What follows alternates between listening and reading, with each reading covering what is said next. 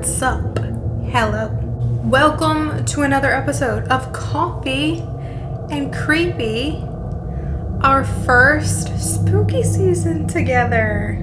Obviously, I filmed paranormal or Halloween videos on this channel before, probably, but that was before it was Coffee and Creepy. So, it is October 1st, my birthday month, and my favorite month in general anyway. And we've got our Halloween sweatshirt that says, I love to take long romantic walks through haunted houses, which is very true. Very, very true. If you don't know, my husband and I love going to haunted locations, and we're about to start filming some. We've only filmed one so far, but yeah.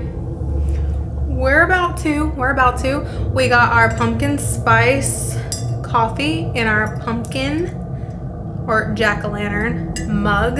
So if you were wondering why it's called Coffee and Creepy, if you're new here, it's because I like to have coffee with you, or you can pick whatever drink you like. And let me tell you something creepy. So if you like coffee and you like creepy stuff, or if you just like creepy stuff and you want to pick your own freaking drink, that's fine too. But if you would like to hear me tell you about something creepy, then this is the channel for you. So stick around. Now tonight, it is literally 2:22 right now. Tonight I'm going to tell you a creepy story called Halloween Night. Usually I just tell you the story, but tonight I'm going to read you the story.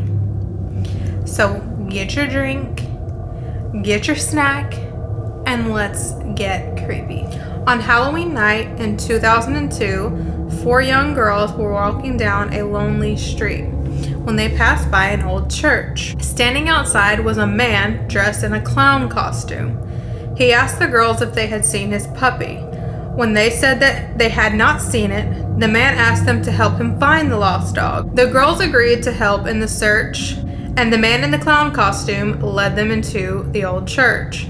As soon as they went through the door, the man locked it behind them, trapping them in the old building. The girls realized that they had been tricked, but it was too late. They tried to flee, but he was too fast for them. The man tied the girls up and kept them in the old church for hours. He did unspeakable things to them, and their screams echoed off the marbled walls. After he had his fun, the poor unfortunate girls thought that he would let them go, but they were wrong. He killed them, one by one, and then escaped into the night. People who saw the clown walking down the street didn't think anything of it because it was Halloween night, and many people were wearing costumes. If only they had known that this clown costume was red because it was covered in blood. The next morning, the local priest was surprised to find the church doors were unlocked. He went inside, and in the darkness, he heard a mysterious dripping sound. As he walked down the aisle, he saw a pool of blood lying on the altar. He quickly turned on all the lights in the church and gasped in horror at the terrifying sight that met his eyes. The dripping sound was coming from the headless bodies of 4 young girls that were hanging upside down from the rafters. Their blood was dripping down from the bloody stumps of their necks and forming a pool on the altar. But worse was yet to come. The girls' bodies were buried in the small cemetery behind the church. Just a few weeks later, their parents received 4 mysterious packages in the mail. When their parents unwrapped the packages and opened the boxes, they recoiled in horror. The boxes contained the severed heads of their dead daughters. Some people say that if you visit that old church on Halloween night, you'll see the ghosts of the 4 young girls standing on the altar. According to the legend, you can still hear their screams echoing in the darkness. To this day, the man who murdered the girls has never been found. So if a man ever comes up to you and asks you to help him find his lost puppy, remember this story. Now, I'm going to be quite honest. Obviously, that's a fake story. I'm pretty sure that's a fake story. I'm going to be honest. I ain't talking to no man in a clown costume. I'm not talking to a clown, period. Okay? I don't do clowns, and I can't see you. Something about a person being in a costume and I can't see who you are. I don't like it. Ain't no way. I am not talking to nobody in a clown costume, period. And I'm dang sure not following you anywhere. Although I do go to Halloween Horror Nights. But you know what? Those people work very hard to get those roles. Those are professional actors at Halloween Horror Nights. I don't go to just any haunted house. Let me know how you like that story. I want to talk about some Halloween stuff for a second. Do you guys go to haunted houses? I have this thing. I only go to Halloween Horror Nights because I have heard horror stories. You know what? And I might tell some on this channel for spooky season. That's a great idea.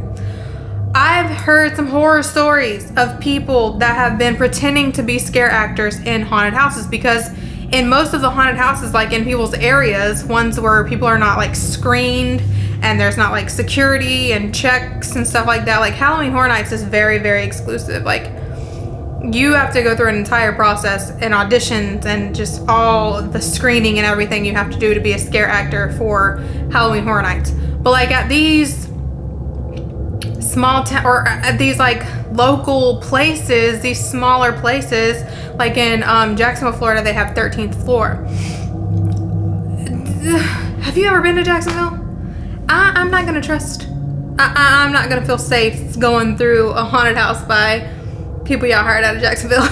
No offense, but I grew up in Jacksonville, and yeah. See, anywhere can just hire any scare actors. They can hire anybody, and I've heard so many horror stories of people pretending to be scare actors and actually either actually hurting someone, actually murdering someone, or just really targeting someone.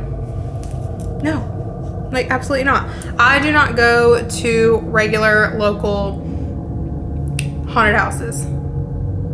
Now, I go to real haunted houses, meaning like it's actually haunted by ghosts, but I don't just trust any scare actors, okay? Tell me if y'all are the same.